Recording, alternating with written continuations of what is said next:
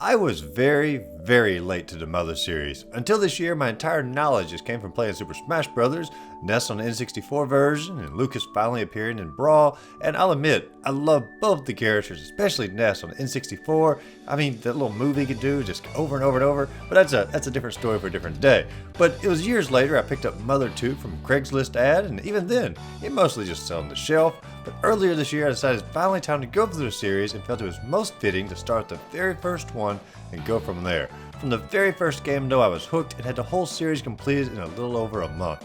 And while there are core similarities between each of the games, and I like the overarching story and themes quite a bit, most of these games stand just fine on their own, so players can sort of jump in wherever they see fit. So today, I thought it'd be fun to rate these games from worst to best to give newcomers to the series a good idea of where to jump in. Now, this is just my opinion of the games, and I will acknowledge I do love retro games, so quality of life aspects, they aren't quite as important to me as they might be to some other players. But let me know in the comments down below your personal rankings of all these games. But let's get started ranking the Mother games.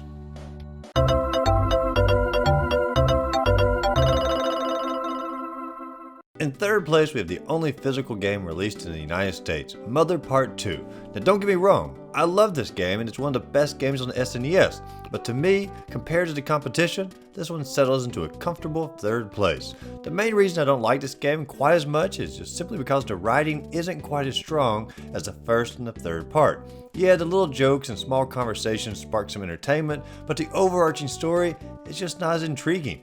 Gygas is back, but honestly his threat isn't as imminent due to a Terminator-like time-traveling storyline, and the pace of the game reflects that. The characters also aren't as united as they are in the first game, with mostly just being contacted psychically to help out even though their lives aren't directly affected by the events.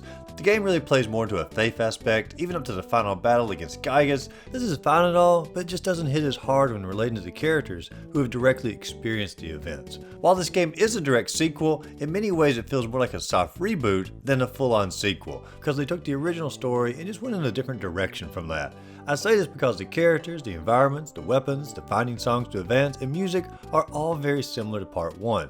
And speaking of the music, the soundtrack is phenomenal. But most of the best songs were already in the first game, and they just simply updated them. There's nothing wrong with that. I mean, every major series does it in the video games, but it's just not quite as good or catchy as the original tunes. There are a few new ones as well, and they're really good. However, the best songs, they're just coasting off of the first game.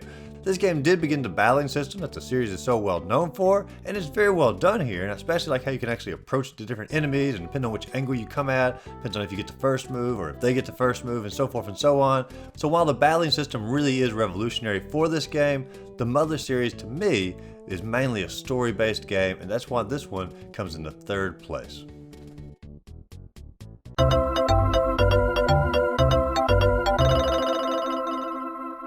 In second place, we have the original Mother game for the NES and the one that got me hooked on the series. Yes, the game does lack some of the quality of life options and does require more grinding that some of the other games don't. However, the writing and the character development far outweigh that. The plotline of Nintendo setting out to solve the mystery of why the world around him is going haywire, only to discover that not only are aliens involved, but his great-grandparents have been involved with these events from years earlier as well. The slowly piecing together of the story and how all these characters interconnect is so well done and has so many emotional moments, especially for an NES game. And while we're talking about the characters, we have to mention that the core crew that helps Nintendo is way better than the team that helps NES. Each member of the team is affected directly by Gygas and actually has a personal reason for wanting to help join the fight instead of just having faith in the unseen journey. The final battle in the game, where you help Gygas understand his humanity by having him remember the impact of his mother, brings the title of the game to full focus. This was something that was missing from Mother Part 2. The title for that game, it just didn't have the symbolism that both this one and the upcoming third place is going to have as well. And let's talk about the music. This game started all and gave us one of the best soundtracks on the NES. The complexity of what they could do with just such simple instrumentation, it's amazing. I love the opening song, the filled theme music, Queen Mary's theme, and just about every track, and especially the final track when they bring all the tunes together. Man, it's just a great soundtrack. I mean, it even had an actual album where they put lyrics to some of these songs to go along with it, and you can buy that album on Amazon or listen to it on Spotify, but it is fantastic. But all of these songs are completely original and they go great with the series. Part 2 does update some of these songs, However, I often find myself wanting to listen to the original chiptunes of the NES just because there's something special about them and it reminds me of this game so much. The battling isn't as good as the sequel, I'll admit, but they still have some really memorable fights in the series, such as the final battle against Gygus like I mentioned earlier. And yeah, I know the graphics of this game, some people will sort of knock back on a little bit, but it really reminds me like the old Pokemon games, and I really like some of the sprites as well. I mean, they're so jolly in some of the cases, like the dragon you fight against, or the bears, or even like the trees here. I mean, they really introduced in this game the variety of enemies that the series is going to be known for. I mean, how many other NES games do you battle against cars, dragons, bears, robots, aliens, lamps, and I mean pretty much everything under the sun? The quirkiness of the entire series begins in this game. If this has been the only game in the series, it would still have a legendary status.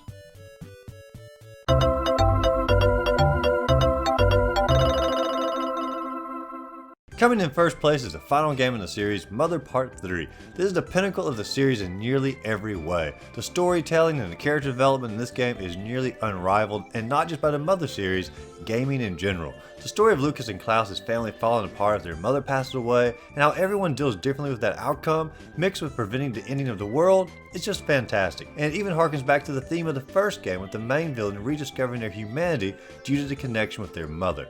The story is divided into 8 different chapters and has more emotional turning points than any other game in the series. Some could argue that the game is too emotionally heavy compared to what the series has set up beforehand. However, the game isn't just some sort of cry fest or weep fest the entire time, and it intertwines so many funny, quirky, and charming moments throughout the entire story. The battle system is taken mainly from the second game. It makes a few quality of life improvements and gives the smoothest mechanics of the entire series. And then there's the soundtrack. I honestly didn't think that you could improve on what the series had already done, but Mother 3 found a way to top it. From the opening track of Just Picking Your Name to the closing song of the Love rendition, the soundtrack is just perfect from start to finish. And while the whole series has done a great job of matching music with emotional scenes, Mother 3 takes it to an entirely new level. The ending will nearly bring you to tears with the connection of the story and the music. Mother Part 3 keeps the core theme of the series, and it delivers the best character-driven story of any of the entries. While Mother Part 2 is necessary to connect the first one and the third one together here, it's the third part that really keeps the themes of Part 1 alive and is the perfect bookend of the series. It really did take what was best about the first game and the second game and squish it into one of the best games I've ever played. But what do you all think? Which Mother game do you rank first? Which one do you rank last? Let me know in the comments down below. If you enjoyed the video, be sure to like and subscribe to the channel. As always, go out there, find a great game to play, and just simply have a great rest of the day.